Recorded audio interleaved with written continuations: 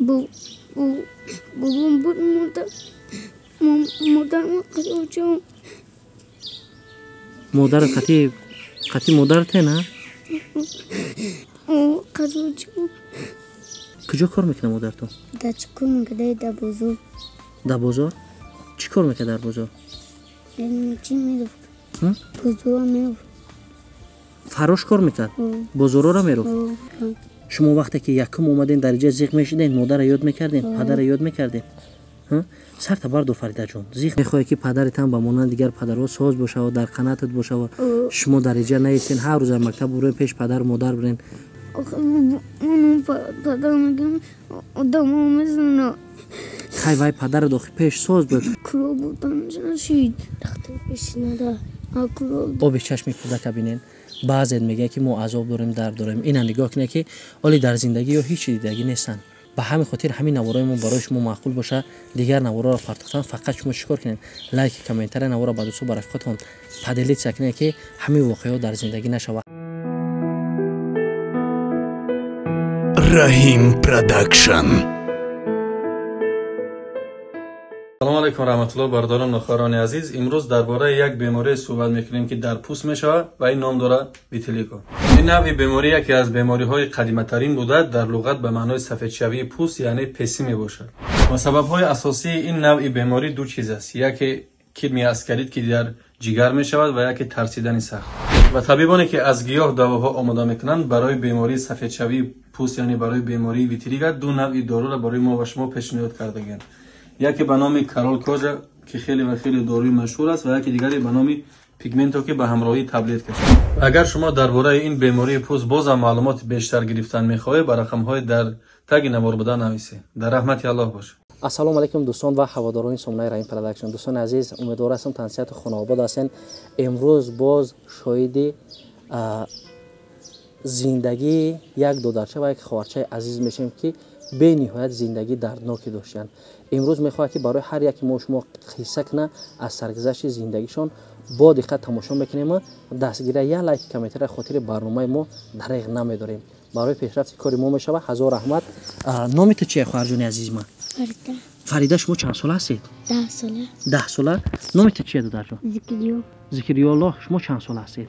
11 ساله. 11 ساله. شما اکا ای خواهر در اویله چند کسین؟ در اویله 2 نفر. 2 نفرین. اکا دودر نداره؟ 2 نفر. 2 نفر تو خین. فریده جان شما طول چند ماه چند سال در اینجایی؟ 2 سال. 2 سال؟ ها؟ پدر مادر هستن؟ شما را کی جا آورد؟ چه؟ برای چی؟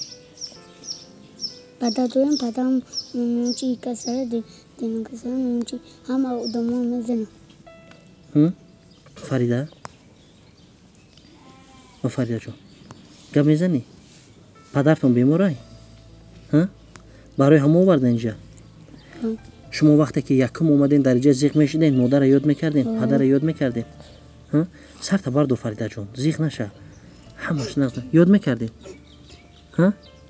چی با تو گریه یگان چیز داری در دلت گفته نمیتونی فریده؟ مادر چند قبض خبر گیریم یا اختون میره پیش مادر؟ ها؟ هر روز میه؟ مادرتون یگان جا کار میکنه؟ کجا کار میکنه مادرتون؟ در چکار میکنه در بازار. در بازار؟ چی کار میکنه در بازار؟ چی میرفت؟ بازار میرفت. فروش کار میکرد؟ بازارا را میرفت؟ تم یگان بر خطیش رفتگی؟ ساعتهای چند میرفت؟ یگان جوشه میرفت بگیده چی میسن بگیده فرچش میکنم میره؟ یگان کس میدید یگان سمتون میداد اگوان دستگیری میکرد نه یگان کس از زندگی چی آرزو داری؟ دختر؟ ها؟ حوزی پدر در کجایی؟ در چی خونمونه دیگه کسر خوبه. سلامتیش خوب نیست های؟ تماما اول آدمو را میدید میزد حوز در خونه فقط اکول زد؟ نه اول دانمون چی ساز بود خوب ساز بود برای چه کار؟ چه کرده؟ اگر نه اول نگاه بینی خوب تون میکرد؟ وقتی که اول پدرم میبینی سلامتیش خوب نیست زیغ میشه دو دارم؟ ها؟ میخوای که پدرت ساز شو و مثال در بالای سرتون باشه؟ ها؟ یگان بار پیش میرین میشناسه پدر شما را؟ کم کم میشناسه. ها؟ پیش رفتنی میمونه تو پیش پیشش میمونن که کانکا مامش نوزا خیلی نمیفا شاوده میاد او آهو میکنه خونه او میتا خانه را ها نگاه بینی پدرت مادرت میکنه شما در خونه پدرت مادرت با کیه ها بابام بود مادر ما قدوچم مادر قطی مادرت نه او قدوچم اما کیوت هستن که من اجانگا دوم پرده او پرده زندگی میکنن نه زیغ نشه دارم انشالله همش نقم شود در نام جونم یگان میده زیغ نشه همه چی با خواستی الله انشالله ما دعا میکنیم این قدر نفر دعا میکنه که پدر تو سوز شوه و در بالای سرتون باشه ها دادر عزیزم انشالله مادر چند قپس خبر گیرید میاد یگون جوشن میاد شما هم جواب شد میرین پیشش ها نه مونا نه ما زنگ شدم چون زنگ میام کلون شاید دادرم چی آرزو داری چی ملیسا میشه یا ها در نام جانم در دل یگان چیز دیگر داری که گریت اومدی یگان چی داری ها دادر عزیز ما همین عذابا و درد میبینی زیق میشه ها میخوای که پدرت هم با مانند دیگر پدرها ساز باشه و در قناتت باشه و شما در اینجا نیستین هر روز مکتب برین پیش پدر و مادر برین خونه خیتون مخولتونه اینجا اون پدر میگم دمو میزنه خیلی وای پدر دو پیش ساز بود او پدرت بهترین پدره نه که سلامتیش خوب نیست او کسل او را مخیل میکنه اگر پیش پدرت خوب بود ساز بود ها دیدی آخه برای همون دعا کنه یگان جا لیچنش نبردین دخترها چی گفتن ساز نمیشه با نه کلو بودن جنشید دختر پیش نده کلو چی دهی فریده؟ دختر پیش نده نیاز داشته نبردیمش ایوال نبردیمش؟ ایوال میبردیمش ساز میشید بعد حاجی در خونه اوقات پاپا چه اوچاد میته ها؟ اوچتا هیچ نمیگه؟ نه اوچان چی نمیگه خیلی ادامو خیلی بوبو میابو چین ادامو بگم میزنم در خونه ای کی میترسه اتر؟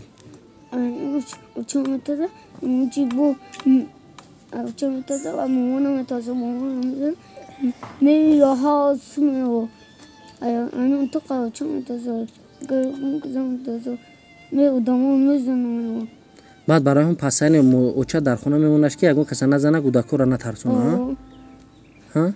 من نزنه خیلی گرم میزنم یکی یگون حالتی تام در پیش باشی نمیترسی؟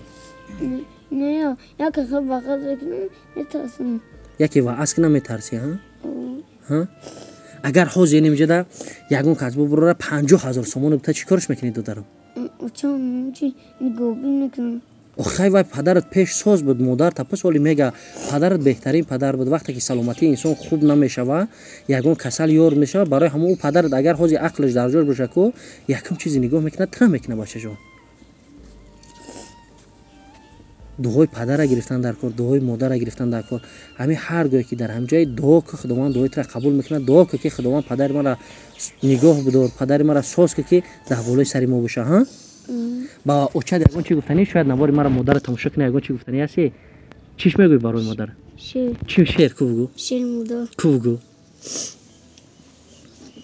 ایو مادر همیشه زنده باشی همیشه بالای پخونده باشی اگر اون ببینم کم ببینم بگی از من تو زنده مونی ای در نام جانم بشه فریده جان تو یگون شعر میدونی چی شعر شیر مادر کو بگو مادر گفتش کرونا دخترکم کلان شد داری چین خانه ها رو میرود دک اتاق میشود به مهمان متازه خوش میگوید مهمانای متازه ماشاءالله فریده جان تو برای مادر یگان چی گفتنی نیست یکی نوارده بینه ها هیچ نمیگوی میبرم در این خواهرچهای عزیز من دوستان عزیز دیدین که چخیل زندگی چخیل عذاب چخیل مشقتی حیاتی کودکا را نگاه کنین آب چشم کودک ببینین بعضی میگه که ما عذاب داریم درد داریم اینا نگاه کنه که ولی در زندگی هیچ دیدگی نیستن هیچ دیدگی نیستن نه که دیدن چخیل آب چشمای کودک را ببینید. به همین خاطر همین نوارای ما برای شما معقول باشه، دیگر نوارا را پرتختن فقط شما چیکار کنین؟ لایک کامنتر نوارا با دوستو با رفقاتون پدلیت سکنه که همین واقعیات در زندگی نشه و همه کسا دعا کنه که خداوند پدر دودرچه عزیز ما ها نام چی به دودرم دودر عظیم ذکریا الله ساز شوه و در بالای سرشون باشه، همه جمع شوانه بیان اینجا ذکرالله خطی فریده بگیرن بروان همه کسا سرجم شوانه. همین خلاصن. خداوند نگهبانتون، دستگیری فراموش نکنین. دوره در حق پدر دودر عزیز ما. خیر.